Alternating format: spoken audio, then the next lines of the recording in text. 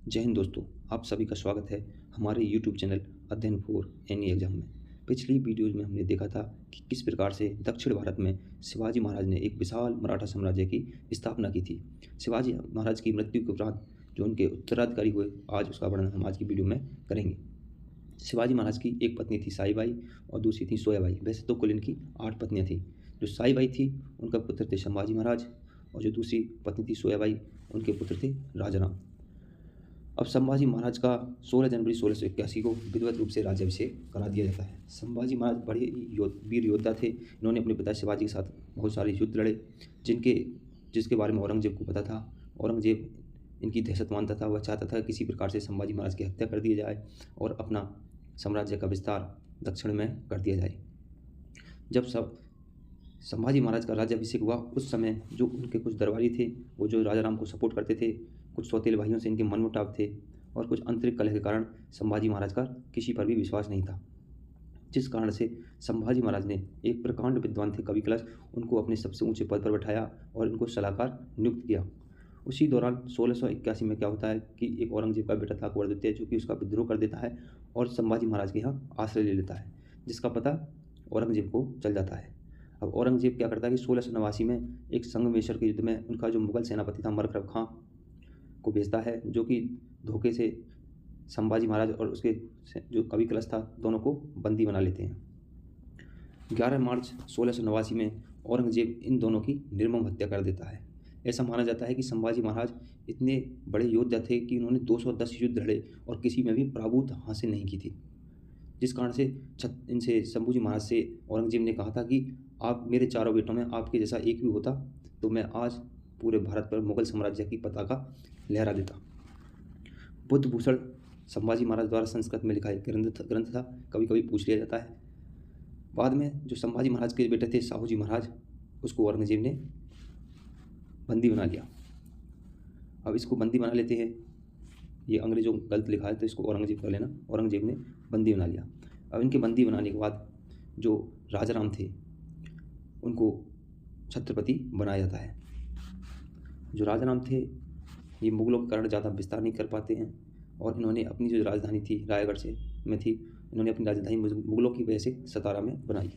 1700 में जो राजाराम थे उनको मुगलों से संघर्ष करते करते मारे जाते हैं। अब इनकी मृत्यु के उपरांत जो राजाराम है, इनका एक बेटा था शिवाजी द्वितीय।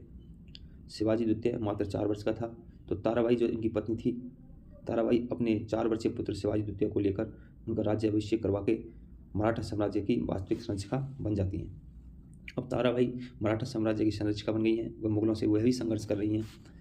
1707 में औरंगजेब की मृत्यु हो जाती है। अब 1707 में जब औरंगजेब की मृत्यु हो जाती है तो एक इनका पुत्र था राजकुमार आजम शाह, वो यह सोचकर संभाजी महाराज के पुत्र साहूजी महाराज को रिहा कर देता है कि साहूजी महाराज जाएंगे और आपस में यानी शिवाजी द्वितीय से राज्य छीनने के चक्कर में लड़ देंगे और हम अपना मुगलों का विस्तार जो दक्षिण में भी आसानी से कर लेंगे। अब साहूजी महाराज के रिहा होने के बाद में यानी छूटने के बाद में क्या करते हैं, ये ताराबाई के पास जाते हैं, उनसे सत्ता को मांगते हैं, लेकिन ताराबाई सत्ता नहीं देती। जिस कारण 1707 में एक खेड़ा का युद्ध होता है। खेड़ा के युद्ध में साहूजी महाराज को सत्ता वापस मिल गई, लेकिन साहूजी महाराज ने ताराबाई को कोल्हापुर राज्य दे दिया। अब ताराबाई कोल्हापुर राज्य में शिवाजी द्वितीय के साथ सत्ता संभालने लगी। साहूजी महाराज जो कि 1708 से 1749 तक मराठा साम्राज्य की गद्दी पर बैठे। इनके समय में जो एक पद होता था पेशवा का पद, जो शिवाजी महाराज ने अपने अष्टप्रधान में सबसे ऊपर रखा था। पेशवा का जो पद था बहुत ही प्रभावशाली हो जाता है, इसलिए इनके काल को पेशवा का काल भी कहा जाता है। तो साहूजी महाराज के समय में जो सबसे पहले पेशवा थे वो थे बालाजी विश्वनाथ। बालाजी विश्वनाथ 1713 से 1720 तक मराठा साम्राज्य में पेशवा के पद पर रहे। इन्हें मराठा साम्राज्य का द्वितीय संस्थापक भी कहा जाता है। अब जो छत्रपति होते थे उनकी राजधानी थी सतारा और जो पेशवा थे उनकी राजधानी होती थी पुणे। 1719 में एक घटना होती है, जो सैयद बंधु थे यानी मुगल साम्राज्य में जिनको किंग मेकर कहा गया सैयद बंधुओं को, उनकी ये जो पेशवा बालाजी विश्वनाथ थे मदद करते हैं और उस समय जो मुगल बादशाह था फर्रुखसियार, उसको राजगद्दी से हटा के रफ़ी-उद-दरजात को वहाँ का राजा बना देते हैं। जिस कारण रफ़ी-उद-दरजात छत्रपति साहूजी महाराज के साथ एक संधि करता है, जिसको हम दिल्ली की संधि भी कहते हैं। और इस संधि के बाद जो मुगलों का दक्कन पर अधिकार था वो खत्म हो जाता है, जिसको एक रिचर्ड टेम्पल ने इसे मराठों की मैग्ना कार्टा भी कहा। यानी जो इस संधि मिली थी इसके बाद दक्षिण के पूरे क्षेत्र पर मराठे चौथ वसूलते हैं और वहाँ से मुगलों का जो अधिकार था वो बिल्कुल ख़त्म हो जाता है, जिस कारण इसको रिचर्ड टेम्पल ने मराठों का मैग्ना कार्टा भी कहा है। दिल्ली की संधि के बाद 1720 में बालाजी विश्वनाथ की मृत्यु हो जाती है। बालाजी विश्वनाथ की मृत्यु के बाद बाजीराव प्रथम अगले पेशवा बनते हैं, जो कि बालाजी विश्वनाथ के पुत्र थे। यहीं से जो पेशवा का पद था वो वंशानुगत हो गया। बालाजी जो ये बाजीराव प्रथम है, इनके बारे में बताया जाता है कि ये अद्भुत रण कौशल, अदम्य साहस और जन्मजात नेतृत्व शक्ति के इन्होंने जो अपना साम्राज्य था वो उत्तर भारत से दक्षिण भारत तक विजय पताका फैला रखी थी। क्योंकि बाजीराव प्रथम बचपन से ही अपने पिता बालाजी विश्वनाथ के साथ जाते थे, जहाँ से उनकी नेतृत्व शक्ति को जो छोटी छोटी टिप्स होती थी युद्ध कौशल की, उन सबको सीखते थे, जिस कारण से इतने वीर थे। इन्होंने बोला था कि मुगल साम्राज्य की कमज़ोर हो रही स्थिति का फायदा उठाने के लिए इन्होंने जो उनके छत्रपति थे शिवाजी महाराज को उत्साहित करते हुए कहा था कि आओ हम, ये कथन बड़ा ही फेमस है, कभी कभी पूछ लिया जाता है, आओ हम इस पुराने वृक्ष को के खोखले तने पर प्रहार कर शाखाएं तो स्वयं गिर जाएंगी हमारे प्रयासों से, और मराठा पताका कृष्णा नदी से अटक तक फहराने लगेगी। तो इसके उत्तर में शिवाजी महाराज ने कहा था कि निश्चित ही रूप से ही आप इसे हिमालय के पार गाड़ देंगे, क्योंकि निसंदेह ही आप एक योग्य पिता के योग्य पुत्र हैं। अब इसके बाद जो बाजीराव प्रथम थे, ये एक पालखेड़ा का युद्ध होता है 7 मार्च 1728 में, बाजीराव प्रथम वर्सेस निजाम मुल्क, जिसमें निजामुल मुल्क की हार होती है। निजामुल मुल्क आसफ जाह जो कि हैदराबाद का नवाब था, इसकी हार होती है और एक मुंगी शिव गांव की संधि होती है। बाजीराव प्रथम दिल्ली पर आक्रमण करने वाला पहला पेशवा था। ये ऐसा पेशवा था जिसने दिल्ली पर सर्वप्रथम आक्रमण किया था। और 29 मार्च 1737 जब ये दिल्ली पर धावा बोलता है, वहाँ अंधाधुंध लूटपाट करते हुए मोहम्मद शाह इनसे इतना डर जाता है कि वो दिल्ली छोड़ने के लिए भी तैयार हो जाता है। बाजीराव प्रथम ने निजाम, गुजरात, मालवा, पुर्तगाल आदि के साथ संघर्ष किया और जीते। यानी इन्होंने जो मराठा साम्राज्य का बोलबाला चारों तरफ कर रखा था। उसी समय एक राजा 17 साल थे, उनके ऊपर एक युद्ध होने की आशंका थी, जिस कारण ये बाजीराव प्रथम से सहयोग मांगते हैं और बाजीराव जाकर उनको भी सहयोग देते हैं। वहीं इनकी मुलाकात एक मस्तानी नाम की महिला से होती है, जिस कारण ये बहुत चर्चा में रहे हैं। इनके ऊपर पिक्चर भी बनी है, बाजीराव मस्तानी।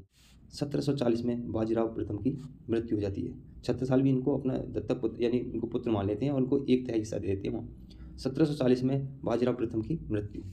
और बाजीराव प्रथम की मृत्यु के बाद जो बाजीराव प्रथम थे, उनका एक भाई थे चिमाजी अप्पा, ये भी बड़े अच्छे योद्धा थे। बाजीराव प्रथम की जो पत्नी थी काशीबाई, और एक जो मस्तानी जिसके कारण ये चर्चा में थे। काशीबाई के पुत्र थे बालाजी बाजीराव, जिनको हम नाना साहब भी कहते हैं, और दूसरे पुत्र थे रघुनाथ राव, जिसको रघुवा कहा जाता है।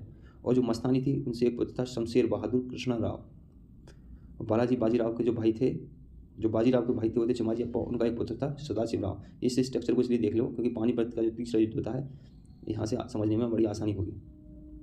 तो बालाजी बाजीराव को नाना साहब को अगला पेशवा बनाया जाता है। 1740 से 1761 तक ये पेशवा के पद पर रहे। इन्होंने मराठा साम्राज्य का सबसे ज़्यादा विस्तार इन्हीं के समय हुआ। क्वेश्चन पूछ लिया जाता है कभी कभी कि किस पेशवा के सामने मराठा साम्राज्य का विस्तार सबसे ज़्यादा हुआ, तो वो थे बालाजी बाजीराव। इन्होंने सिख क्षेत्रों से लेकर अफगान क्षेत्रों तक पहुँचने का भी प्रयास किया था। और इन्होंने जो हमने पीछे पढ़ा था बंगाल में, जो उनका अलीवर्दी खां से भी इन्होंने चौथा सूबा था। इन्होंने तैमूर शाह दुरानी, इनके समय में जो अपने थे रघुनाथ राव ने तैमूर शाह दुरानी, जो कि अब अहमद शाह अब्दाली का पुत्र था, उसको ही भारत से बाहर भगा दिए थे हरा के, जो कि एक कारण था पानीपत के तृतीय युद्ध का। बाजीराव के समय में ही अहमद शाह अब्दाली से पानीपत का तृतीय युद्ध लड़ा गया।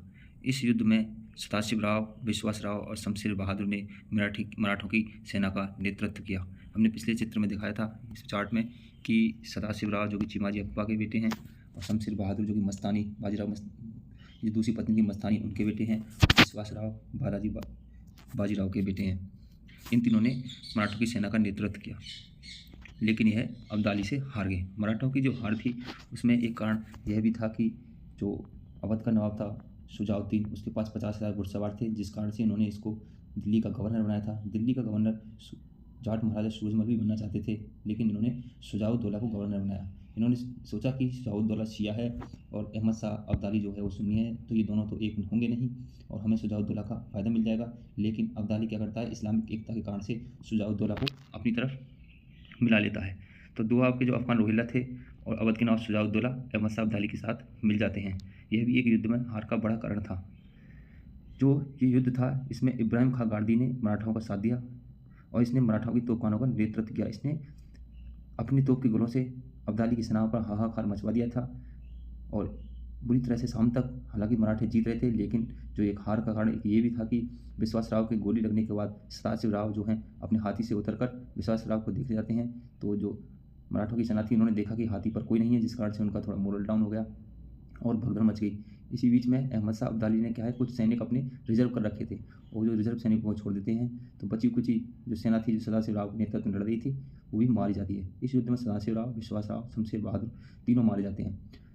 और जो जादूनाथ सरकार ने यह लिखा था कि जो ये देशव्यापी विपत्ति में संभवतः महाराष्ट्र का कोई ऐसा परिवार न होगा जिसका कोई ना कोई सदस्य इस युद्ध में मारा ना गया हो।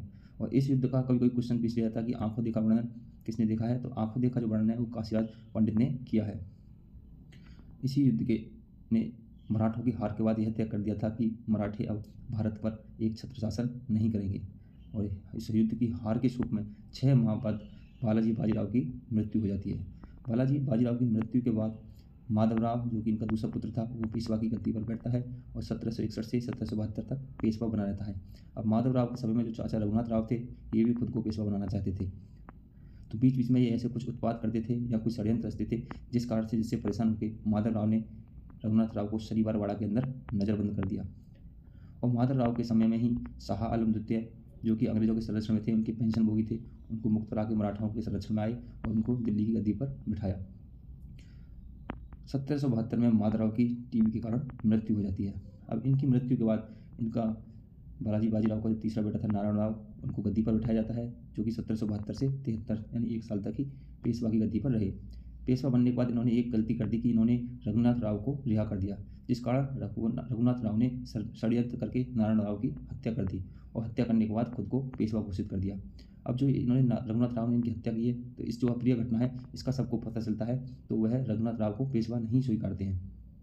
उसी समय जो नारायण राव की पत्नी थी गंगाबाई, उसने 1794 में नारायण राव के पुत्र को जन्म दिया। और उसी समय एक प्रभावशाली मंत्री था नाना फडणवीस, जो कि नारायण राव को पुत्र पेशवा बनाने की डिमांड कर देता है।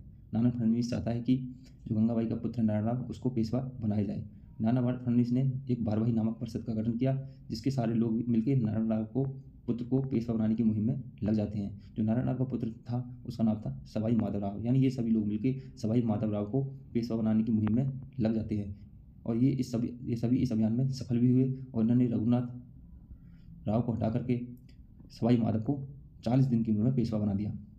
अब सवाई माधव जो कि 1774 से 1795 तक पेशवा बन गए हैं। जो रघुनाथ राव था उसको पेशवा के पद से हटाया, तो वह इनसे क्या करता है, वह पेशवा बनने की फिराक में फिर भी घूमता है, जिस कारण से वह अंग्रेजों के साथ सूरत में एक संधि कर लेता है। जो रघुनाथ राव की संधि जो हुई थी सूरत में, उस संधि के परिणाम स्वरूप ही प्रथम आंग्ल मराठा युद्ध हुआ था। अब जो तीनों आंग्ल मराठा युद्ध हुए हैं हम उनको एक अलग से सेपरेट वीडियो में बताएंगे, लेकिन इनका अभी हम क्रम देख लेते हैं। सवाई माधवराव के बाद में बाजीराव द्वितीय 1795 से 1818 तक जो कि अंतिम पेशवा हैं, ये पेशवा बनते हैं। इन्हीं के समय में तृतीय आंग्ल मराठा युद्ध भी होता है और यहाँ से पेशवा पद की समाप्ति हो जाती है, यानी अंग्रेजों को अब धीरे धीरे मराठों पर कब्जा करने के बाद भारत के और क्षेत्रों पर अपना कब्जे करने के लिए अग्रसर होते हैं। धन्यवाद।